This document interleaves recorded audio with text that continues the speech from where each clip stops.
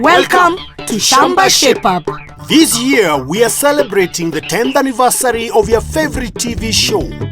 Once again, we have traveled all over East Africa to find hard-working farmers. We want to celebrate them while giving them the knowledge they need, so they can adapt and make their farms more productive even while the climate changes. We support them to become more productive, get better yields, and increase their income. We meet families and enter their kitchens to explore what we eat, where we get it, and how we can cook it in cleaner, faster, healthier, and cheaper ways. And at the same time, increase family nutrition. We will see how farmers from across the region can benefit from our experts' advice, while also learn from each other in so many ways. Join us on these journeys and share in the farmers' experiences as they shape up their shambas. Welcome to the Shamba Shape Up Safari. Dear viewers, we'd like to let you know that all the filming you're about to see was done before the outbreak of the coronavirus in Kenya and Tanzania. Welcome to a special edition of Shamba Shape Up, where we are going to visit some of the shambas we have shaped up over the last few months and remind ourselves some of the things we learned, especially during this time when we are getting ready to harvest. First up, we are off to Kibwezi to see John and Anna Ngei. Anna and John's farm stretches over 4 acres. So let's pitch the tent and get ready for work. Our first expert to introduce us to some new farming technologies is Rosemary Babu from the World Food Programme. Rosemary is going to talk to us about avoiding food losses at the harvest and post-harvest stage. Food production is at its peak currently, and unfortunately, we're seeing losses of about 40%. Rosemary, wow, that's a lot. It's very sad, and post-harvest losses are the leading cause of food insecurity for millions of families across the globe, and especially in Africa. So how do they alleviate these problems? There are a lot of simple technological solutions that the farmers can use. We have the moisture meters, we have the tarpaulins, we have the pallets that they can use, we have the hermetic bags, and also grain silos. Wow, that is so nice because incidentally, our farmer is harvesting. And particularly maize for today. Let's go. Let's go. So, Rosemary and I are meeting up with Elizabeth Kamau from the Food and Agriculture Organization. Elizabeth has come to help Johns with some key technologies for handling maize. The first is called stooking. Johns! Madam Elizabeth. Yes. What is this? This is called stooking. Stooking. Yes, and we recommend stooking if the farmer doesn't have enough time or enough labor. When they have their crop that is standing in the field and they cut it, then they can have it now standing the way it's standing. It's called stooking, where you're stooking the maize by side in a pyramid style. Stooking is a great way to stack maize, but if it's not done correctly, it can cause problems, as Johns is finding out. The way he's done it is wrong. Why? Because it looks like it's more of stacking side by side. And when you stack side by side, you get water getting into your crop. You get pests getting into your crop. You can see like already this cob is actually already spoiling. Yes, because it's already wet. And ideally, when you stook, you're supposed to stook it like this, and the cob should be facing down so that the water drips down. All right. Yeah. The correct way to stook is to make sure the maize is standing upright.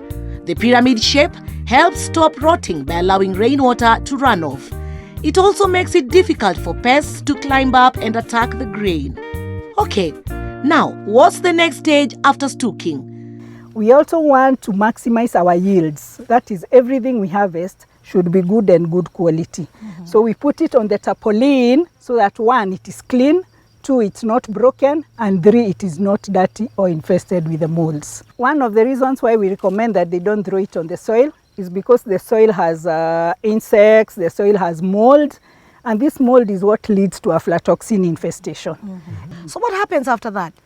So we again recommend you dry it on the cob because the tarpaulin is clean and your food will be safe. If the maize is not dry, you end up losing some more grain that hangs onto the cob. Then after now that drying, you can now do the shelling. Let's have a look at some maize John's harvested earlier. Elizabeth has arranged for a portable shelling machine. It's even small enough to fit on a motorbike, but it packs a powerful bunch. It's quick and easy to set up, and in no time, the shelling can begin. Wow.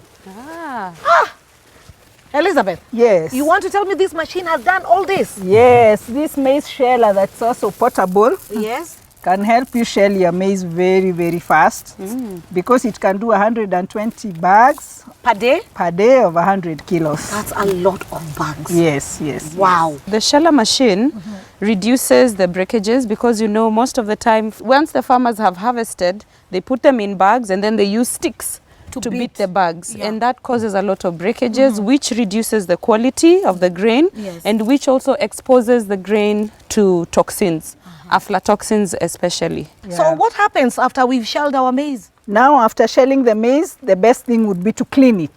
Something called winnowing, where you are separating the chaff and the good maize, and then also sorting, so that what you keep or what you store is only clean maize. Good. And also you need to make sure that the moisture content is right. Is it, Rosemary? Yes, very important to check the moisture. You measure the moisture using a moisture meter. The final stage is storing. Use airtight hermetic bags like the ones Jones has here. Being airtight, they kill any pests inside the bag without using chemicals. But remember, store the bags lying flat, away from the walls and raised up off the ground to avoid damp. Use pallets if you have some around the farm. This also makes it easy to spot rodents if they try to attack the grain.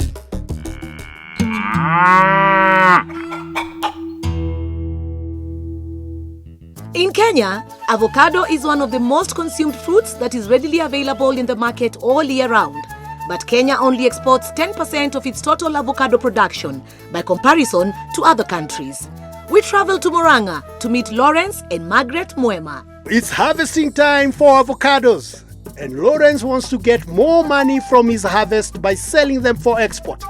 But to do this, the skins must be undamaged and free from browning and rot. Any damage to the flesh leads to lower prices. We have asked Virginia and Peter from Olivado to show us how best to harvest.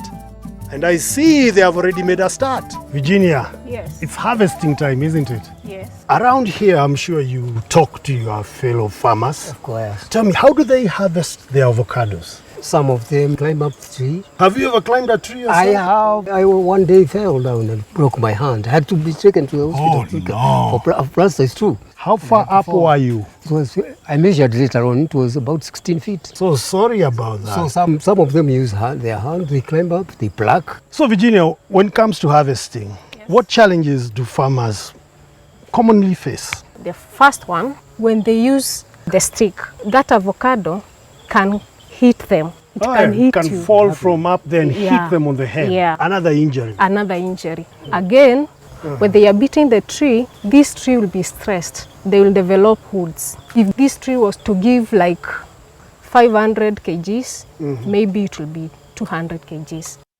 Using sticks to harvest doesn't only risk hurting the farmer and wounding the tree, it can damage the fruit as well. When the fruit hits the ground, it might not show external damage. But after a few days, if you look inside the fruit, it will have turned black where it hit the ground.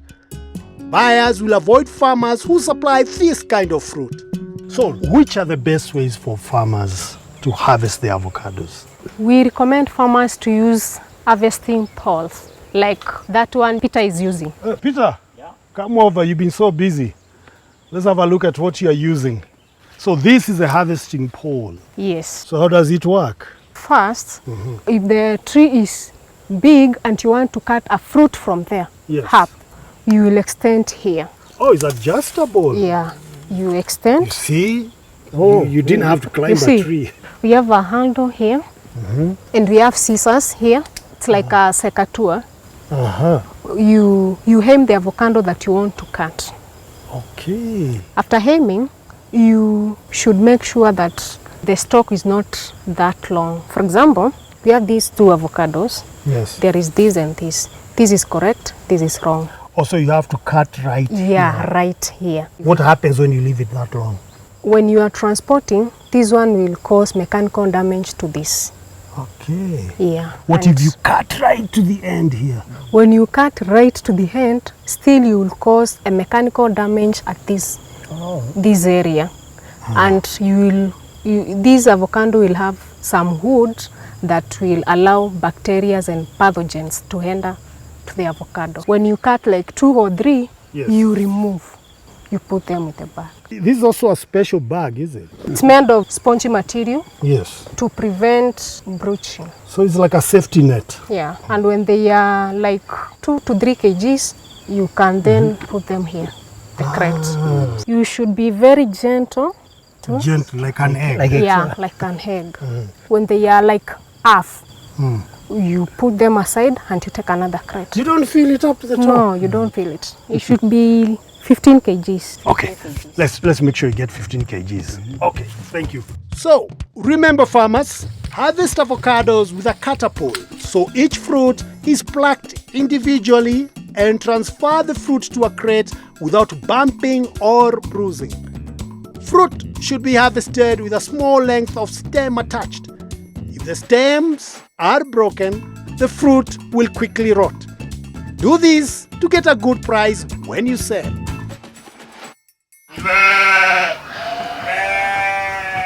Tony, you know that these last months haven't been easy. Farmers have had to deal with quite a lot, such as the desert locust destroying crops. Thanks to your reports, we managed to get rid of the desert locust in most of Kenya. However, in the last couple of weeks, we have seen the return of locust in some areas. Most locusts have been reported in Samburu. Some locusts have also been reported in Turkana. And a few locusts have been reported in Laikipia and West Pokot. We are seeing many new swarms of locusts forming. They are expected to move across the borders to Ethiopia, South Sudan, Sudan, and Uganda. The desert locusts are like a fire. Local authorities have teams that can spray the locusts with special chemicals that will control them. It is very important that you get in touch with our hotline to tell us whether you have or have not seen locusts in your area. Tell us if you have seen the yellow and black hoppers, the pink young adult locust, or the yellow mature locust. Here's what to do. SMS the word locust to 0748 153 120 and we will get in touch with you. For you smartphone users out there, you can also send the word locust to 0207 640 202 on WhatsApp. See you after the break.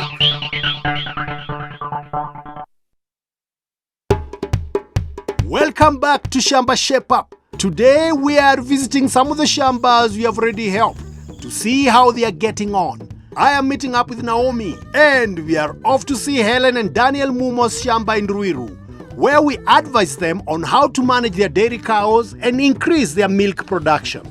But wait, Tony, you first have to do our Shamba Shape Up's question and answer Q&A to help our farmers with some of the questions they have sent to us on how COVID-19 is affecting their farming activities.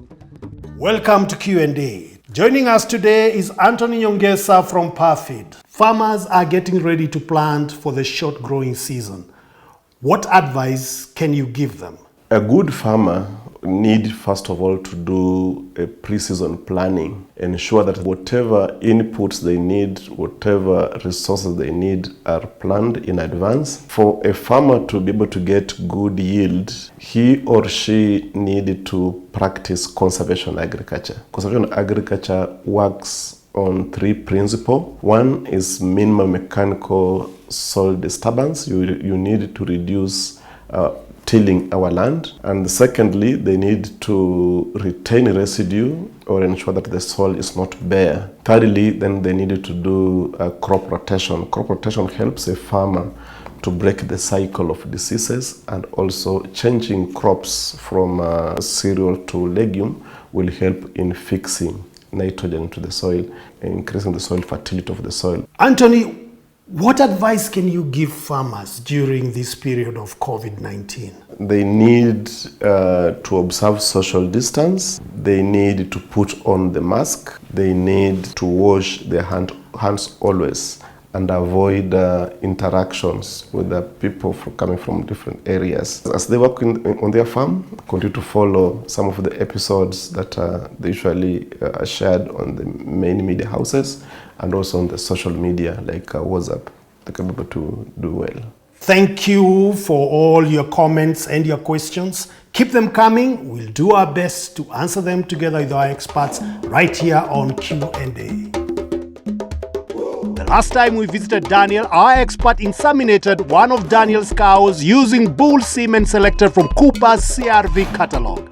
And now we've come back to find out what happened. And here's the result. Scarlet. Scarlet is a 2-year-old heifer. So this is a result of the last insemination we did. The last insemination we did to the mother, we expected a black and white heifer. What was the selection from the catalog?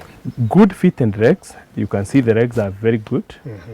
Good spacing for the udder. Yes. Good conformation.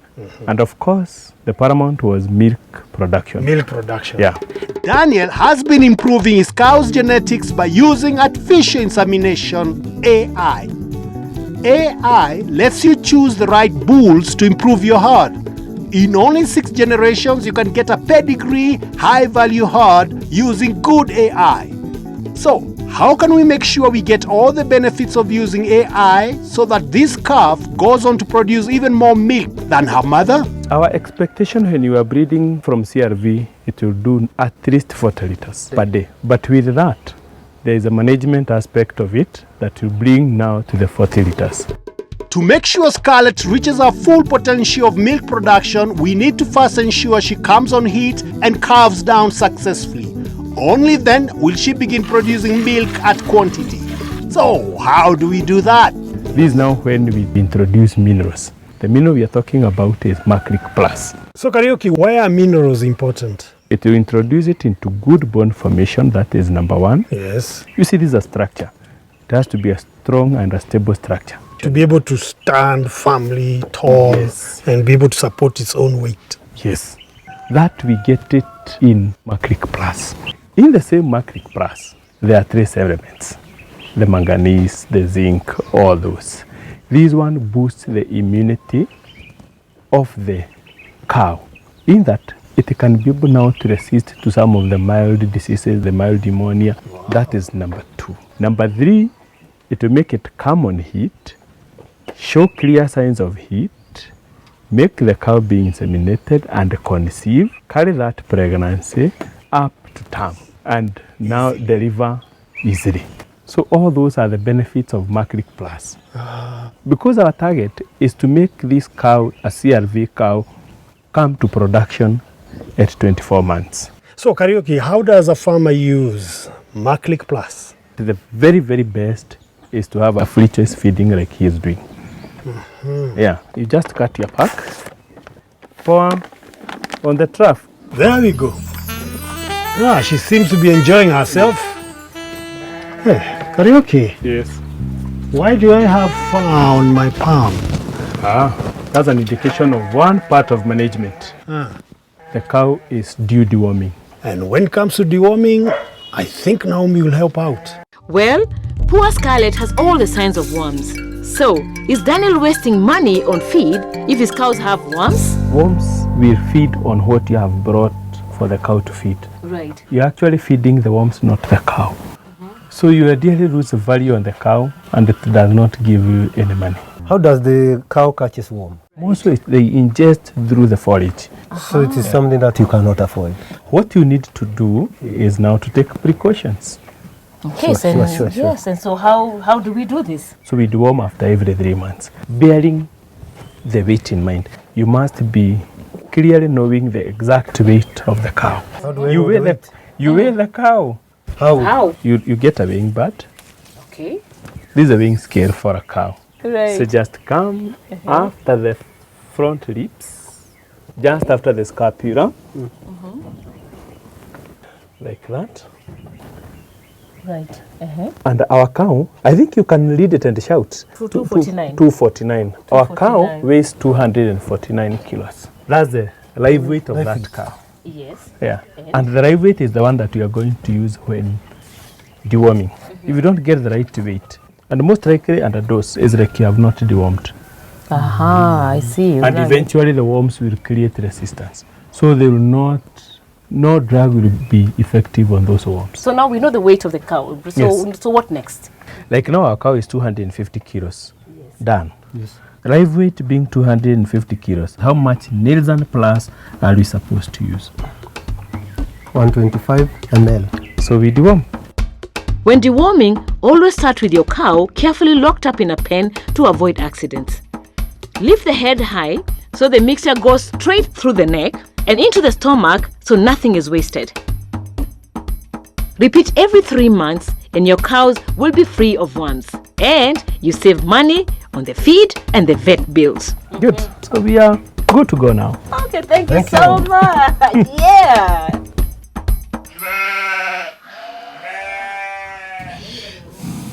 Another important adaptation technique is conserving fuel to save the trees and to save you money. One way to do this is to use better and more efficient electric pressure cooker. The cleaner fumes are better for your health as well. But Tony, how can we convince Anna that it's a good idea? You know what, Carol? We are going to have a cook-off. I am going to cook pigeon peas, mbazi, using firewood. Then I'm going to make the same pigeon peas using an electric pressure cooker. Oh, is that a challenge? Oh, yes. Oh, bring it on. Let's do this. Let's see who is a better cook. Let's See go. you later. So, let the cook-off begin. And there's no time to lose. First, I have to find some firewood. Luckily, I got some help from Anna's neighbor, Juliana Nyika. Well, there's no need for me to do that. And here is our expert cook, Wairimonje here. Well, I think Tony's had enough of a head start. Time to join them and find out all about the electric pressure cooker. This competition between me and Tony, I have to win it. There is no way I'm losing. There's no doubt. You're gonna win. Before we go on, how have you been cooking? I've been using firewood, which has been expensive for me. Just a bundle will produce 100 shillings, which we'll spend to prepare 1 meal. 1 meal, and you know you have to prepare 3 meals in a day, Yes. basic meals. Yes. And Yes. Your troubles are over. Oh, Can you clap for that before we even go further? Yeah. Your troubles are over. So here, I have something we call an electric pressure cooker. Yes. And cuts your cooking time by 1/3. How is Tony doing? he's still not even gotten quarter. Still nowhere. Well, I'm still collecting wood. I need a lot because it can take over 2 hours to cook pigeon peas, mbazi. Unfortunately, the wood is a bit damp, but we still have to get the fire lit anyway. Wow, it's smoky and it's gone right into my lungs. So are you assuring us that our pigeon peas going to be made within a very short time? It's only going to take 40 minutes from the minute we start cooking to the end. Unlike Tony. Tony is suffering. First of all, you can't even see his pot. Because of the eyes. Well, you may laugh, Caro, but I finally got the fire burning. But still so smoky. Smoke is one of the biggest killers of women and children in Africa.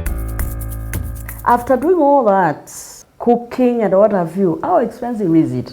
I have an energy meter here, which is going to measure the fuel cost for us. Yes. And most importantly, it frees you up to do other things. Wow. You can go iron your clothes, you can go to the shamba, you can go to town. But Tony has to watch his pot. It's true, there's so much to do. Now the water is finally boiling. It's time to add pigeon peas. But I have to keep a close watch to make sure the pot doesn't boil dry. So let's not waste any more time. So we'll connect this to the energy meter. Then we'll plug in the energy meter. 0. Yeah. It's on. We want to saute. We want to brown the onions, which is 0.5. So we are good to go. So at this point, you don't cover. Put in your oil. We'll not put in much, just a little bit. We are now going to put in the onions. As we continue frying, we'll prepare the tomatoes. I'll use the blender. The blender makes work easy because in a flash, we are able to blend everything. Our onions are doing great. So I'll put in the pigeon peas, which are mbazi. We'll put in the garlic and ginger. We are adding in the tomatoes. You can see we have some liquid in here because of the tomatoes. That's why it's important to add all your ingredients before you add water to cover them completely. So we can go straight away and start cooking our beans. Don't forget Tony is on the other side. Let's do it. Let's do this. And now we are selecting the program to cook the beans, which is P13. We have to wait for the pin to come up because it cooks under pressure. That's why it's a pressure cooker. Probably we need to go and check on Tony because with us, we don't need to touch this appliance anymore. No. We are done. We are resting. We're just resting. Yes. Well, you three might be resting, but you still got a lot to do over here. The pigeon peas need taking out of the pot, and it's our turn to start frying. In with the onions, the garlic and ginger, the tomatoes. I hope they don't burn. Whew, this is hard work. Not for us, Tony. Our 40 minutes cooking time is over and our food is cooked. Right, a quick stir, add a little bit of salt, and that's it. I'm taking my food over to Caro and others. Let's see what they think. Hey, look who's here. Tony, what happened to you? Why? Have you seen your face? Do I look any different? You are dirty. I was living in the kitchen. Can you believe how much time we took to make ours? 40 minutes. What? Yes. And I slaved there for over 3 hours, yet there was a simple solution. Okay, I can't wait to taste yours because I do believe that mine is the best. Well, we'll soon see whose dish tastes the best. But we certainly won on time and on cost.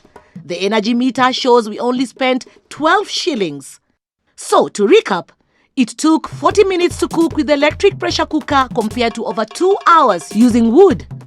The electric pressure cooker used 12 shillings worth of electricity compared to around 100 shillings to buy firewood. And have a look. Smells good. What do you think? Oh, wow. Can we have it on our plates? Okay. So, here you are. Wow. Caro. Wow. What is this? Pigeon peas. How come it's tasting? Okay. Let me taste yours.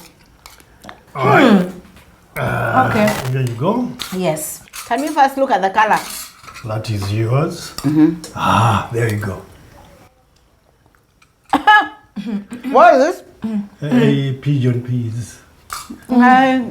You're welcome to eat mine. Say it.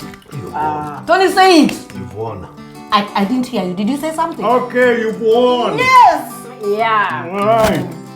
That's all we've got time for on this series of Shamba Shape Up. Thank you so much for watching.